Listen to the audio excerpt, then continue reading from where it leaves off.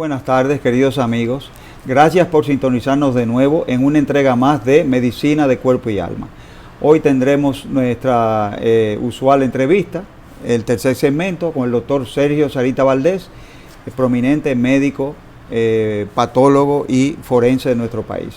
Tendremos la acostumbrada sesión dermatológica con nuestra compañera que hoy nos acompaña, gracias a Dios, la doctora Alba Luz Rodríguez, sobre protección solar. Y yo les hablaré sobre los efectos nocivos de la cocaína, de un caso que hay en el periódico en estos días. Siga con nosotros después de la pausa.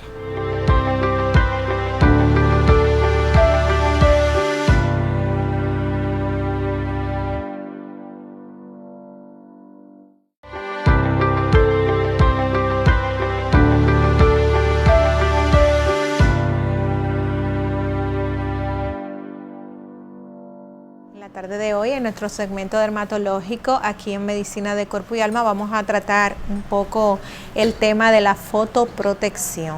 Y es que la Sociedad Dominicana de Dermatología ha lanzado una campaña este 2022 de No te pases con el sol.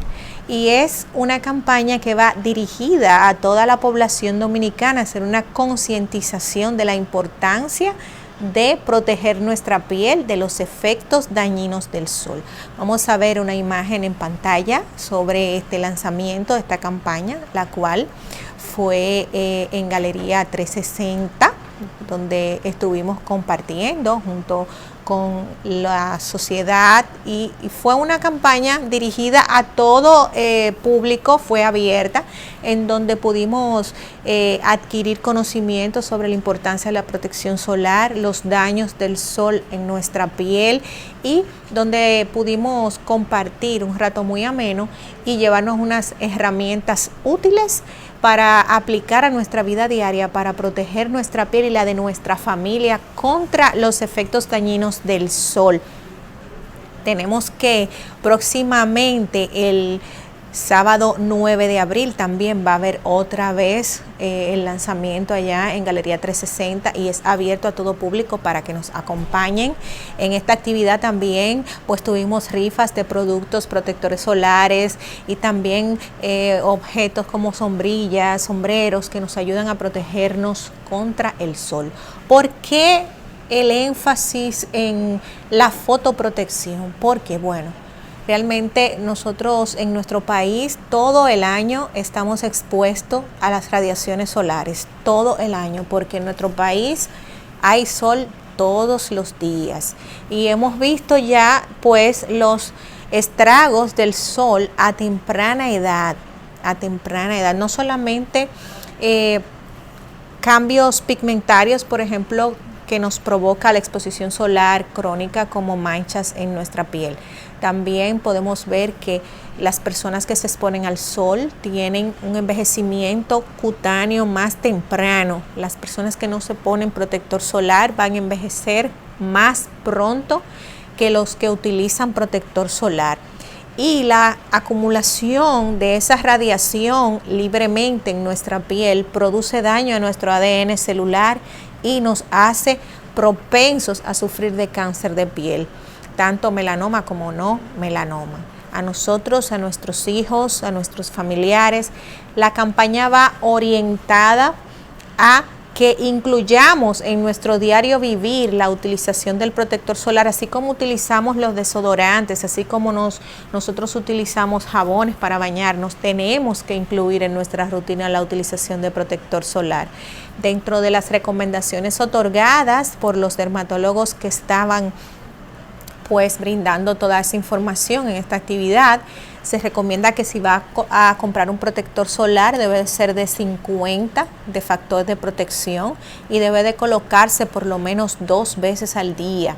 Salga o no de la casa, debe de colocarse el protector porque siempre salimos de casa, aunque sea al patio, aun sea a atender una ropa, en cualquier momento del día podemos salir. Entonces la conducta es colocarnos nuestro protector solar todos los días en horarios de la mañana y la tarde, por lo menos 2 veces al día.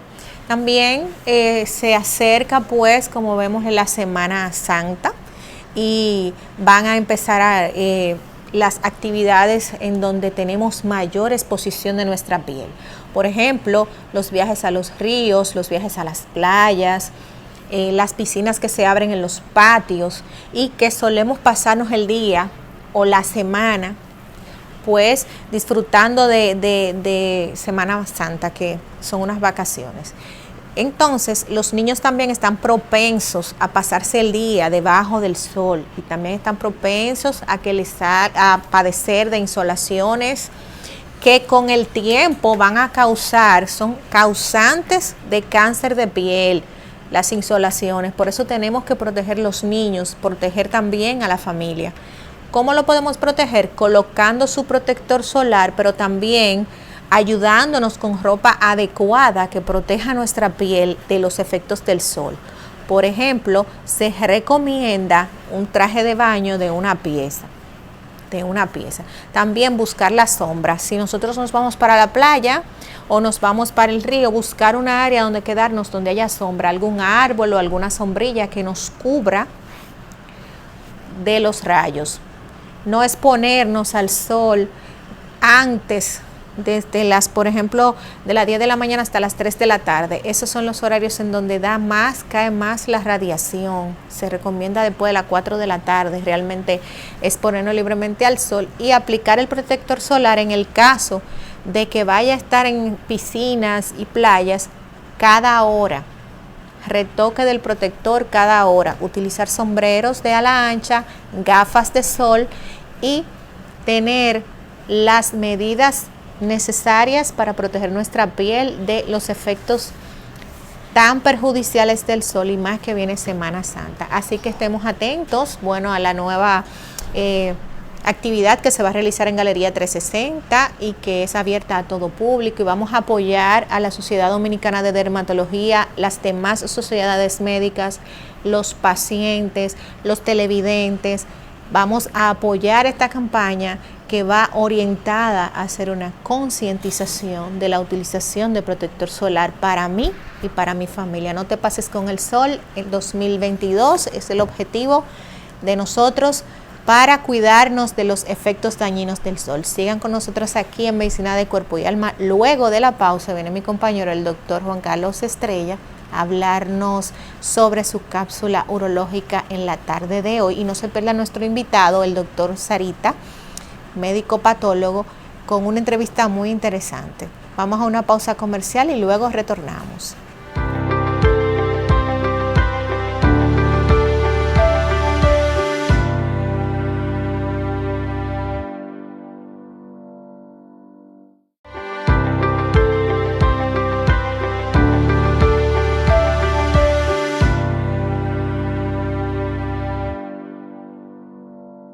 Siguiendo con el contenido de nuestro programa de hoy, tenemos nuestra cápsula urológica, hoy basada sobre los efectos nocivos de la cocaína sobre el sistema urológico. En estos días, leyendo los medios, me di con un caso de un ciudadano de 35 años, en la flor de su juventud, que consumía cocaína inyectada. Y esta persona, ya porque había agotado todo el sistema venoso, se le ocurrió inyectársela por la vena dorsal superficial del pene. Esta persona llegó un par de días después a la emergencia ya con los tejidos necrosados, y se dieron cuenta en la emergencia de lo que pasaba por el olor que ya despedía. Tenía el pene necrosado, casi cayéndose a pedazos, literalmente, y también el escroto. Esto por un consumo de cocaína, esto de los estragos que causa este tipo de sustancias a toda nuestra sociedad. La cocaína, la gente se cree que es un derivado del opio. La cocaína no es un derivado del opio, es un derivado de un árbol que los indígenas de Bolivia y esa región de Sudamérica llaman cuca o coca, por el nombre en latín que se llama Erythrocilum coca. De ahí viene la palabra cocaína, que quiere decir sustancia derivada del árbol de la coca, o Erythrocilum coca. Está emparentada más bien con los anestésicos locales. Claro, con los anestésicos locales, es un anestésico local, incluso que se usa por otorrinolaringología en Estados Unidos para cierto tipo de procedimientos, porque es un es un tipo de anestésico local emparentado con la lidocaína. Lo que pasa es que la cocaína, los anestésicos locales convencionales no tienen efectos y muy pocas veces atraviesan la membrana, la barrera hematoencefálica, es decir, que no llegan al cerebro y no producen estos efectos sobre el comportamiento y la percepción que produce la cocaína. La cocaína trabaja con los transportadores de tres sustancias básicamente, de la dopamina, por lo cual la hace una sustancia adictiva por su efecto sobre la dopamina, porque trabaja sobre la vía de la recompensa, es decir, hace sentir a una persona con cierta felicidad, con cierto confort que es solamente pasajero. Trabaja también bloqueando los receptores de la retoma de la serotonina, lo que ahí se debe su efecto euforizante, es decir, que produce un efecto que dura solamente minutos, como mucho 90 minutos. Y trabaja también en los transportadores de la norepinefrina, conocida vulgarmente como noradrenalina. De ahí depende sus efectos simpático-miméticos, entre ellos una vasoconstricción masiva que produce, en los que la huelen, produce una necrosis del tabique nasal, tenemos una foto por ahí, en los que se la inyectan produce un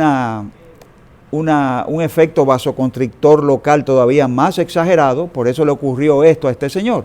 ¿Por qué se le inyectaba en el pene? Porque ya este señor era un adicto a la cocaína inyectada y había agotado todas las vías de su cuerpo, había agotado todas las venas y se le ocurrió inyectársela en la vena dorsal superficial del pene, que se ve a simple vista en algunos pacientes, y se ocurrió inyectársela por ahí, lo que le produjo una necrosis total del pene con una caída a pedazos del pene y parte del escroto también. En la prensa está este caso, un joven de Nueva York de 35 años. La dopamina se usa, la cocaína se puede usar inhalada, es la forma más frecuente. Vemos ahí como un polvo blanco y un símbolo de una carabela, un símbolo de muerte, a lo que esto trae esta práctica en la sociedad y a nuestros jóvenes. Es una sustancia muy, muy peligrosa, porque su uso de cualquiera de las tres maneras, inhalada, fumada o inyectada, produce una constricción masiva de esa área y puede llegar a producir un infarto agudo masivo del miocardio con una arritmia. Imagínense que a este señor le hubiera ocurrido eso en vez de esta necrosis en el pene. Además de eso, no se debe hacer, porque es una sustancia que daña completamente el cerebro a largo tiempo. Tenemos una gráfica también, como este medicamento va produciendo una atrofia sostenida y un aumento de los ventrículos laterales del cerebro que conduce a una demencia. O sea que el daño no es solamente cultural, el daño es cognitivo y perceptivo, que daña a la persona para siempre. Hasta aquí nuestra cápsula urológica. No se pierda el siguiente contenido de nuestro programa, una interesante entrevista con uno de los padres de la medicina, de la patología y de la medicina forense en República Dominicana, el doctor Sergio Sarita Valdés. Siga con nosotros después de la pausa con esta interesante entrevista.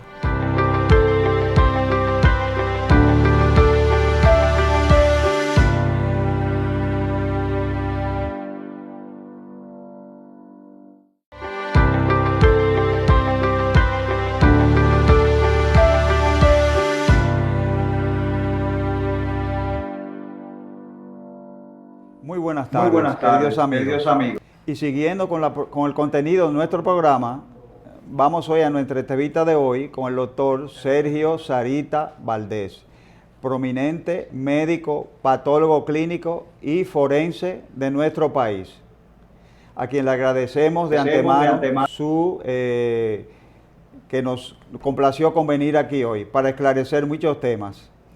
Buenas tardes, doctor Sarita, ¿cómo se encuentra? Muy buenas tardes, muy bien y muy agradecido por la gentileza de vuestra invitación.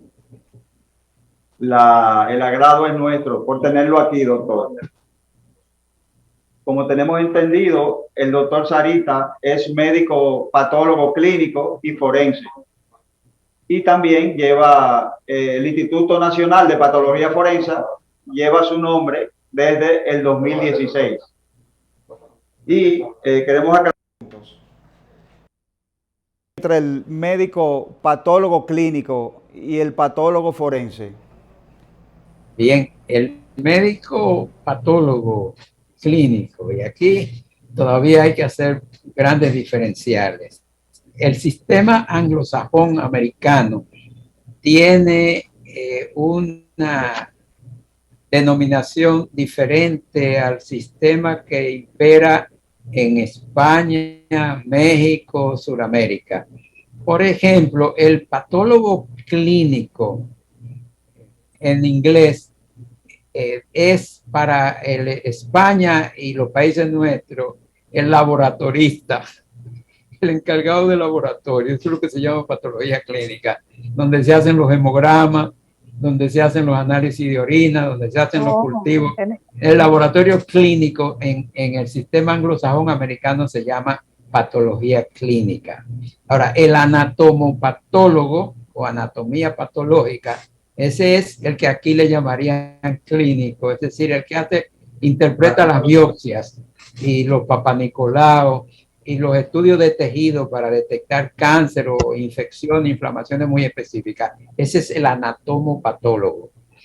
Por otro lado, el patólogo forense es un anatomopatólogo que se ha especializado en hacer autopsias a cadáveres de personas que se sospecha que han muerto por homicidio, por accidente, por suicidio o de una manera indeterminada. La violencia que lleva a la muerte la maneja el patólogo forense, que es un anatomopatólogo que se subespecializó en el área forense.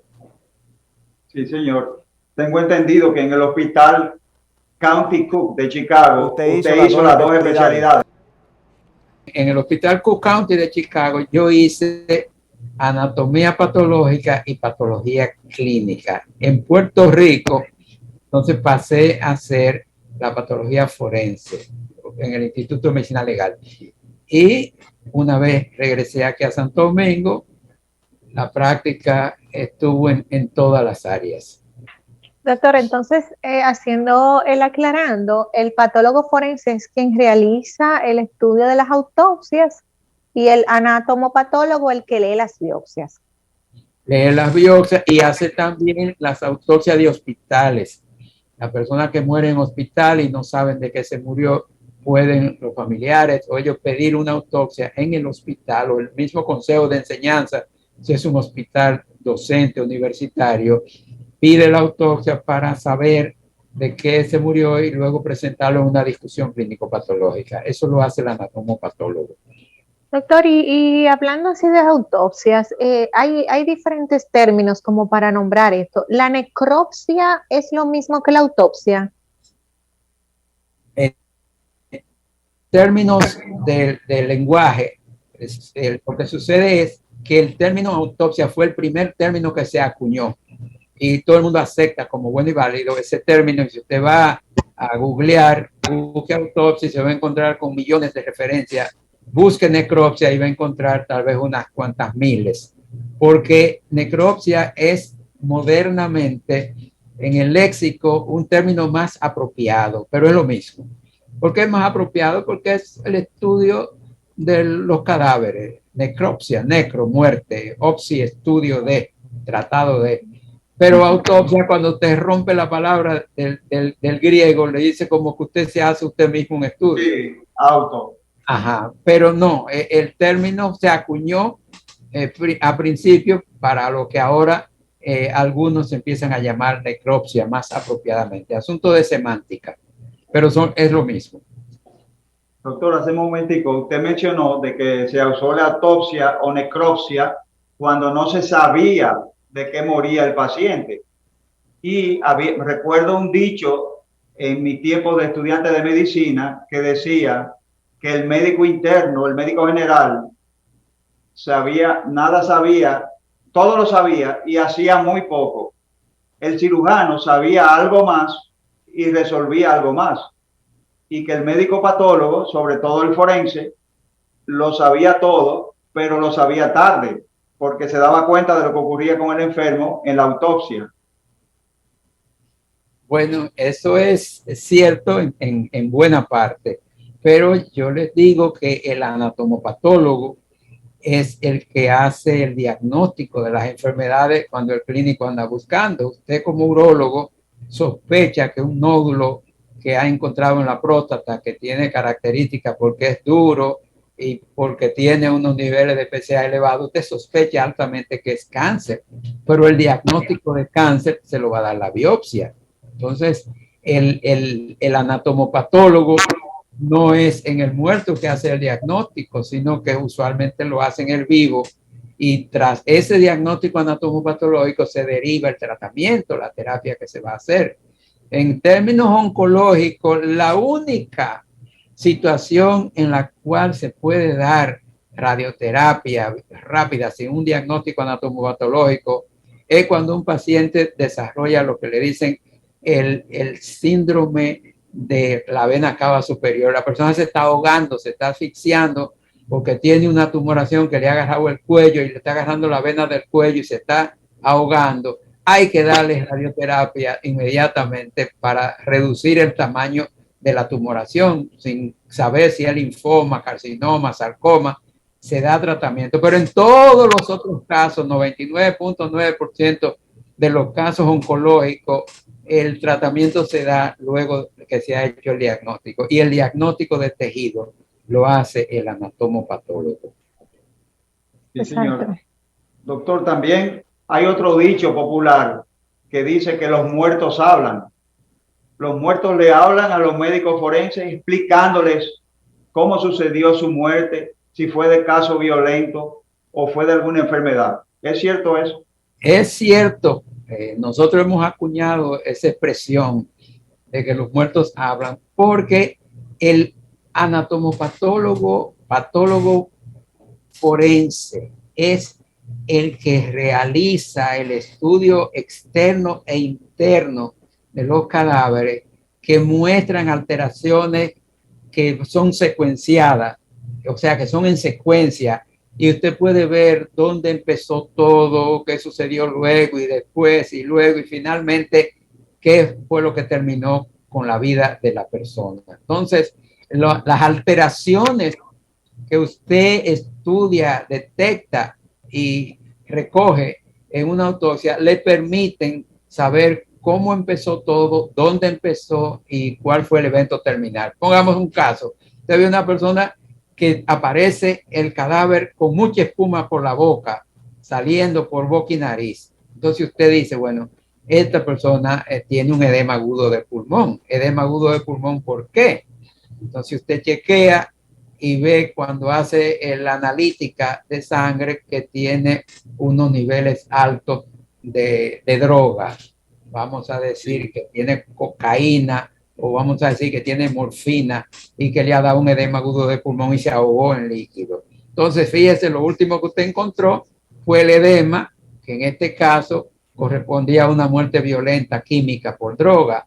Igual ocurre con los envenenamientos, con los órganos fosforados, que tóxica, muerte tóxica, pero una persona que tiene una enfermedad cardíaca coronaria puede caer en una falla cardíaca y hacer un edema agudo de pulmón y murió, y usted va a encontrar la trombosis coronaria, el infarto de miocardio, y el edema pulmonar es un fenómeno terminal. De modo que los cadáveres sí hablan y muestran una secuencia y le dicen a usted en el orden que ocurrieron los hechos y qué fue lo que precipitó, qué fue lo que inició una cadena de eventos que llevaron a la muerte. Ese iniciador es la causa básica de muerte. Sí, doctor, de acuerdo. No pase, doctor. Doctor, en la República Dominicana, nosotros en el caso, por ejemplo, mío personal, que me gustan los programas que tienen que ver con Investigation Discovery, con todo eso de medicina forense, de investigación, de asesinato. Nosotros estamos avanzados con respecto a eso en la República Dominicana con las técnicas de ADN, la identificación por medio de los dientes. Estamos nosotros aquí en nuestro país, contamos con esa tecnología para identificación de cuerpos y aclaramiento de casos legales. No, la distribución, la cantidad, el porcentaje a nivel nacional es muy reducido de esos equipos, porque este es un país muy especial. Este es un país que primero hace leyes y después la gente entonces cuando las puede violar. Aquí usted creó un Instituto Nacional de Ciencia Forense cuando no tenía científicos. Usted creó la ley 136 sobre autopsia, que fue en el año 1980, traída por Salvador Jorge Blanco cuando era senador al distrito. Y esa ley se hizo para la obligatoriedad de la autopsia en todos los casos de muerte violenta o sospechosa, pero no había patólogos forenses. Entonces usted tenía la ley, pero no la podía ejecutar porque faltaban los actores que la pusieran en funcionamiento. Es una característica del subdesarrollo de los países pobres, que primero tienen la cosa y después que aprenden a usarla y después que entrenan a la gente. Y yo creo que el elemento el recurso humano es el más valioso que tiene un país. Y por eso fue que pensamos en el año 1996 empezar una residencia de medicina forense para que produjera los recursos que ya hoy ya pasamos del centenar de médicos forenses. Tenemos médicos forenses, patólogos forenses, pero ahora no hay empleo para todos. O sea, cuando no es Juan, es Juan, si no es la hermana. Pero estamos en los albores, estamos dando los primeros pininos, y el hecho de que República Dominicana dependa mucho del turismo para divisas, hace que sea indispensable unos servicios médicos forenses adecuados, porque aquí vienen muchos turistas, claro sí. Y si se mueren, se caen, no, ojalá no ocurra nunca, pero se ha caído un avión y ocurre una catástrofe aérea con muchos cadáveres, ¿cómo lo vamos a identificar todo si no contamos con las instituciones y los equipos del lugar para hacer eso? Entonces, si vamos a traer turistas, tenemos que asegurarnos que estamos preparados para dar los servicios en caso que ocurra una tragedia, cosa que no queremos. Pero hay que tener bomberos, aunque uno no quiera fuego, porque si aparece el fuego, entonces hay con qué combatirlo y pararlo. Y hay a quien llamar. Seguro. Doctor, en las series de televisión hay muchos programas interesantes, científicos, impresionantes. Y dos preguntas respecto a estos programas que muestran una tecnología de punta súper avanzada. La primera pregunta, ¿usted se identifica con el personaje, con uno de estos programas de medicina forense? Y bueno, existen en el país estas tecnologías, por ejemplo, del DNA, de todas estas cosas. Sí, aquí hay aduanas tiene un sistema moderno para hacer PCR y técnicas de ADN por la característica de que por ahí es que entran todas las cosas al país y hay que hacer escarceo para ver qué droga entra, qué medicamento, y se hacen con técnicas de PCR. Ahora, esa PCR debía estar en todos los centros donde se sirve medicina forense y se hacen autopsia. Eso debe venir, eso deberá producirse, porque es que no podemos estar mirando para atrás, sino mirando hacia adelante. Ahora bien, no confundamos el cine, la televisión con la realidad. En el cine y la televisión se permite fantasear un poco, pero esos programas, por ejemplo, de CSI que usted ve, se basan en casos de la vida real. Porque yo tenía un patólogo forense amigo mío que trabajaba con CSI, era de los casos que ellos hacían en Florida, que pasaban, le cambiaban los nombres, cambiaban las actuaciones, agregaban cosas, quitaban cosas, pero tenía un fondo de realidad como una novela. Tiene parte de verdad y parte de fantasía. No es posible que usted diga, caminando alrededor de una piscina, miré al suelo y vi un pelo, agarré ese pelo y entonces me puse a determinar que ese pelo correspondía. Ve, ahí entra la fantasía secuencial y a la gente le encanta eso, ¿no? Entonces no, en la vida real, apareció un cadáver por ahí en estado de putrefacción y hay que primero basarse que si se puedan hacer huellas digitales a identificar a ver quién es la persona, el tiempo de muerto que lleva, en qué circunstancias murió. Una vez usted lo identifica, puede usar la dentadura, si tiene tratamiento o ha sido asistido por un odontólogo y le ha hecho algunos trabajos, usted puede llamarlo y decirle, esta dentadura corresponde a esa persona que tú le trabajaste, pues casi los odontólogos conocen su trabajo y llevan fichas dentales. Entonces la ficha dental es lo segundo, y lo tercero es el ADN. El ADN, donde usted saca una muestra, chequea con el papá, la mamá, un hermano, una hermana, y dice, sí, este caso corresponde a fulanito. Una vez que usted lo tiene identificado, dice, fulanito, ¿cuándo fue la última vez que lo vieron con vida? Y ahí empieza ya la investigación. La investigación empieza con el reconocimiento, identificación, quién es la persona muerta. Luego, cuánto tiempo lleva de fallecida. Luego, en qué circunstancias se produjo, cuál fue la causa y cuál es la manera de muerte. Con todo eso, usted recoge los datos que son los que va a llevar al tribunal, donde se va a acusar o a liberar a alguna persona que es sospechosa o que se crea cuando ha sido un asesinato, un homicidio. Doctor, ¿cómo impactó a ustedes los patólogos forenses la pandemia con respecto al coronavirus? Porque el coronavirus impactó a todas las áreas, a todas las especialidades, a los pacientes, a los médicos, pero en el caso de ustedes los forenses, ¿cómo fue el impacto de esta enfermedad? Ustedes que están también expuestos, pues los cuerpos igual contaminan, porque igual son material contaminante. ¿Qué hicieron los patólogos forenses aquí con estos casos de COVID? ¿Qué pasó con estos fallecimientos? ¿Cuál fue la medida a tomar? Las recomendaciones de ustedes en pacientes fallecidos por coronavirus. Ya nosotros habíamos trabajado los casos, recuerden ustedes que nosotros empezamos desde los 80 con los casos de SIDA. Y ya antes teníamos los casos de tuberculosis. Entonces, los casos que son infectos contagiosos llevan un formato diferente a los casos que no son infecciosos.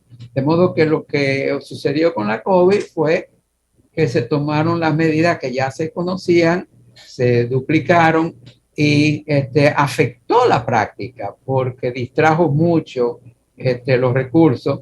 Estuvieron apareciendo demasiados casos sospechosos y entonces algunos casos violentos había que mirarlo por encima para emplearse a fondo, y se gastaron bastantes recursos con los equipos que se ponían, las ropas, los guantes tenían que ser dobles, había que estar con suma asepsia para poder trabajar estos casos, y habían limitaciones de recursos.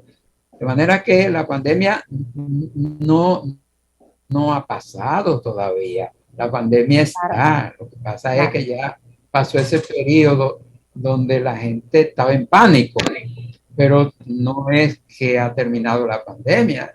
Siguen circulando otras cepas y hay que tomar siempre las medidas sanitarias del lugar para evitar el contagio. Aún vacunado, la persona se puede contagiar, se puede contaminar y puede enfermarse. Lo único que se espera es que con la vacuna el mal no sea tan grave como cuando se inserta en una persona no vacunada. Así es, porque todavía la pandemia continúa, es una realidad. Doctor, lo sigo en sus escritos en un conocido periódico del país. Usted escribe los martes, tiene una columna. Y me llamó mucho la atención hace 2 o 3 años un escrito que usted habló que se llamaba Homo Edeu, basado en un libro de Yuval Harari, el filósofo israelita. Y veo que usted, a pesar de que se ocupa de muertos, usted tiene un amplio interés por los vivos y una declinación especial por los vivos.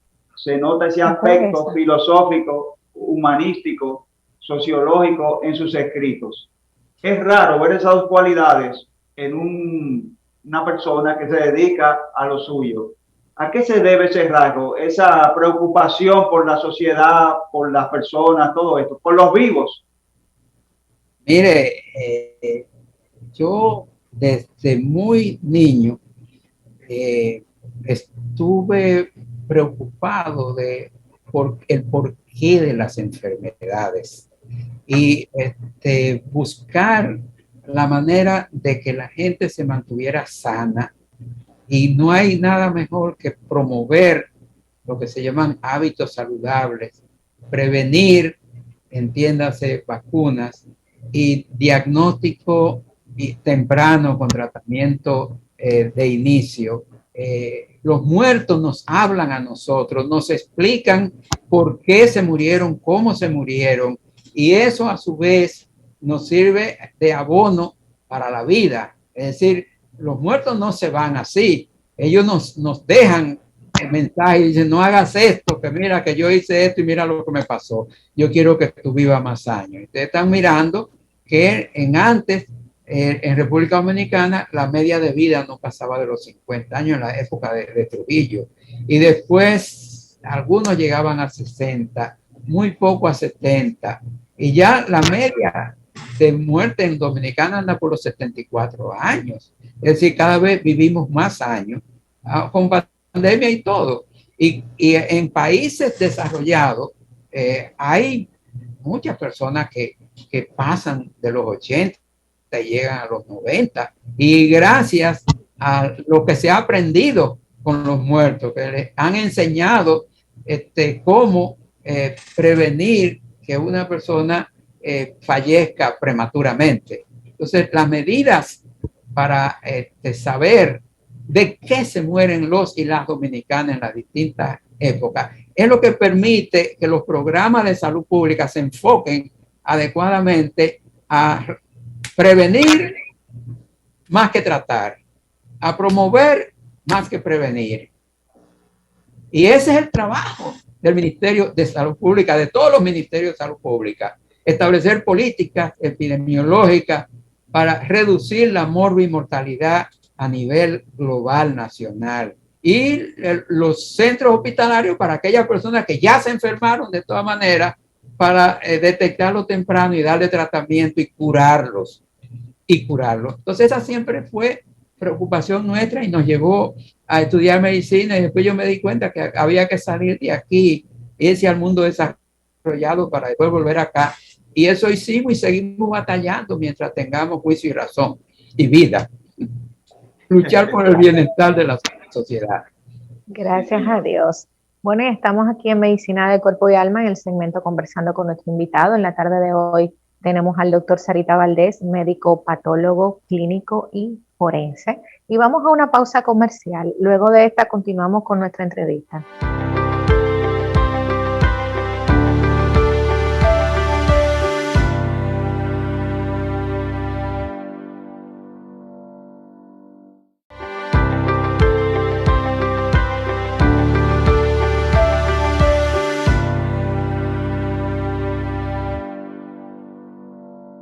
De Cuerpo y Alma, y en la tarde de hoy tenemos al doctor Sarita Valdés, médico patólogo clínico y patólogo forense destacado dominicano en este ámbito de la medicina. Doctor, ¿usted le tiene miedo a los muertos? Yo respondería al revés, los muertos tal vez me tienen miedo a mí, porque voy a trabajar en ello. Y mira que es importante que uno tome ese enfoque de cuidar a los muertos, porque los muertos temen que usted lo pueda desfigurar, que usted pueda alterarle sus facciones, y para los familiares, para los vivos, una persona muerta vale más que un vivo. Entonces, ¿qué es lo que ellos van a mostrar en la funeraria? El rostro, la imagen de la persona fallecida. Entonces, el que practica una autopsia tiene que tener mucho cuidado con la estética, de no hacer cortes ni alterar las facciones que traigan problemas para el momento del acto funeral.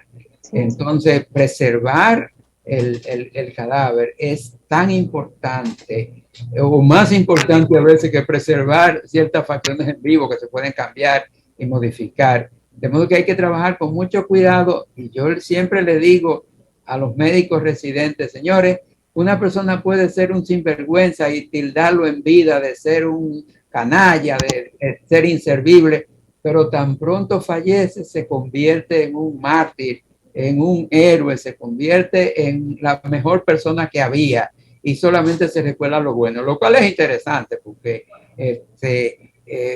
para una madre el hijo siempre será bueno, pero para la sociedad en grande, el muerto ya pagó y ya no tiene, nada más se recuerdan de las cosas buenas. Y eso es un acto muy bonito, social, de que ustedes recuerden las cosas buenas de la persona y no que digan, no, es ser un vagabundo, es ser un bandido, está bien que se muriera. No, el dominicano y las dominicanas no funcionan así. Uno se parecen eso al puertorriqueño que dice, ay bendito, ay bendito. Es decir, con eso paga todas sus penas y se glorifican sus acciones positivas.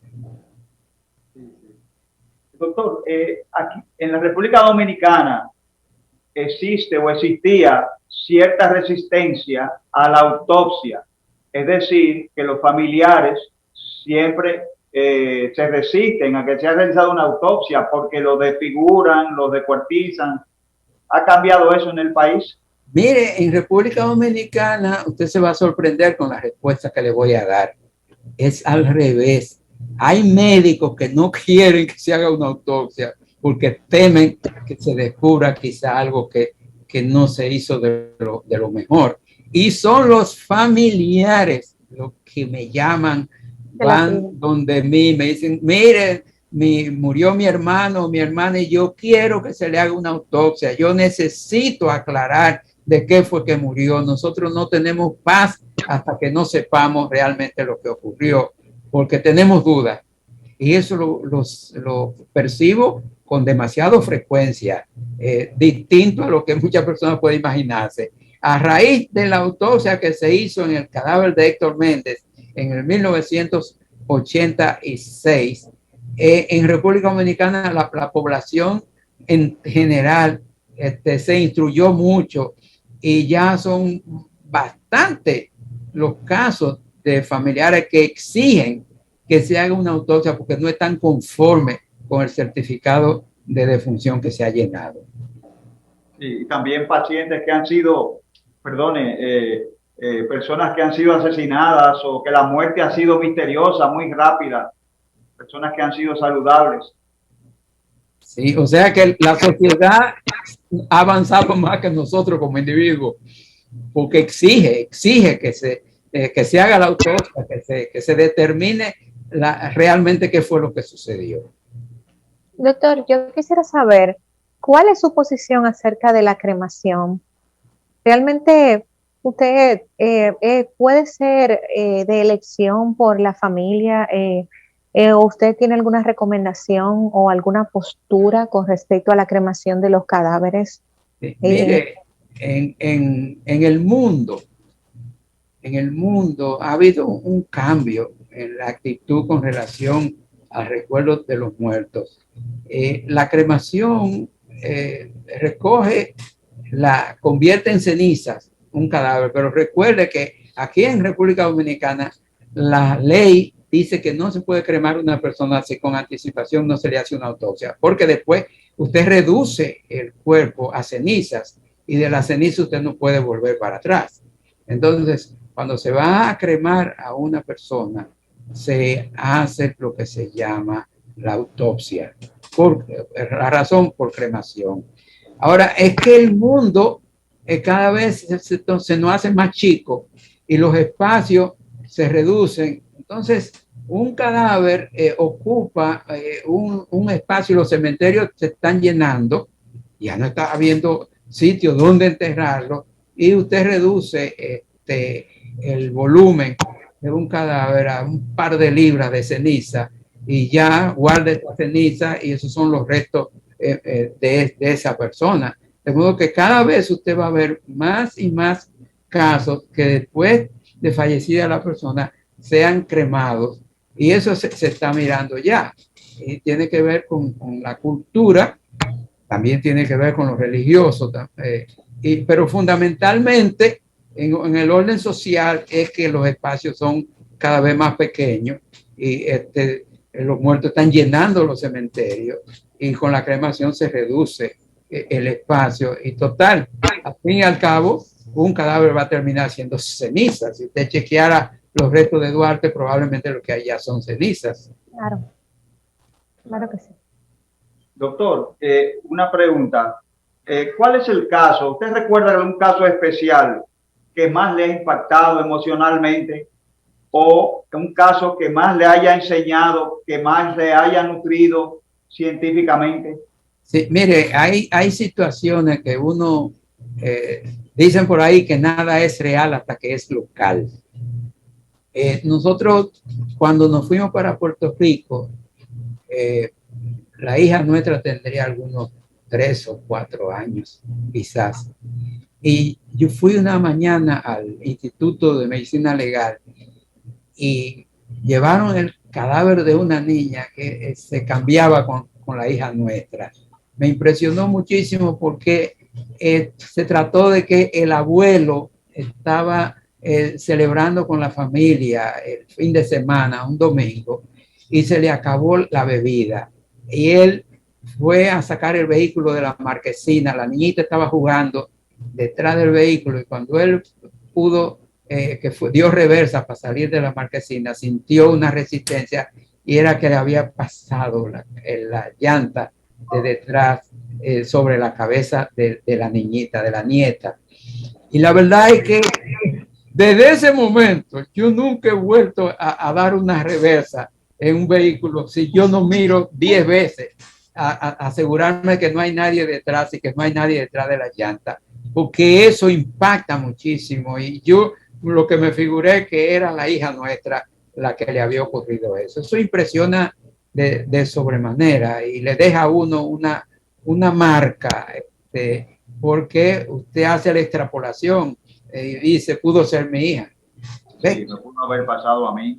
Exactamente. Sí, señor. Doctor, después que una persona fallece, ¿puede el cuerpo hacer algún movimiento involuntario, como un brazo, un pie? No, ¿Puede haber algún reflejo voluntario ya después que la muerte se estableció? lo que sí ocurre es que a medida que pasan los cambios post-mortem, después de muerte, se empieza a generar lo que se llama la putrefacción por etapas, por fase. Y en la putrefacción hay una fase gaseosa y te puede ver los muertos eliminando gases, distendiéndose el estómago. Y yo tuve un caso de una tía que falleció y entonces ella pidió que le hicieran la velación en su casa, no en funeraria. Entonces hablaron conmigo y yo le dije, mire, vamos a ponerle formolo, vamos a ponerle hielo. No, no, no, no, tiene que ser así. Le estaban velando y como a las 2 de la mañana todo el mundo salió corriendo porque dice que la tenían en el ataúd viva, porque empezó a sonar el ataúd. ¡Crack! ¡Crack! ¡Crack! Y el juidero, ¿no? Y entonces yo dije, no, es aventándose que está, porque no le pusieron el hielo que yo le dije, ni el formol, así que se está reventando, pero esos gases, ella había muerto infectada, entonces eso acelera la decomposición, pero la gente creía que era que ella estaba viva y estaba saliéndose del ataúd. Y pacientes que están en el velorio y empiezan a sangrar y empiezan a mirar por todos lados, porque Exacto. buscando al asesino. Esa es la purga cadavérica, como se le llama, la salida de material sanguinolento por boca y nariz en el proceso de la decomposición, pero la gente, cada uno hace su interpretación y hay mucha superstición de por el medio. El solo hecho de los muertos dan grima y entonces la gente se imagina todas estas cosas. Lo digo por el dicho popular de que cuando el asesino llega al velorio, el muerto sangra. En verdad no necesariamente es así, pero está esa creencia, eso es cierto. Bueno, doctor, le damos las gracias, estamos sumamente complacidos. Para nosotros ha sido un honor y un motivo de aprender con figuras como usted. Y lo seguiremos siguiendo en el periódico los martes. Y bueno, muchas gracias. Muchas gracias a ustedes por darme la oportunidad de externar estas opiniones que lleguen a la población. Gracias a usted, doctor. Bueno, no. Queridos amigos televidentes, a ustedes también las gracias por habernos sintonizado y los esperamos cada domingo aquí en Cinevisión, Medicina de Cuerpo y Alma de 2 a 3. No se pierda, siga con nosotros.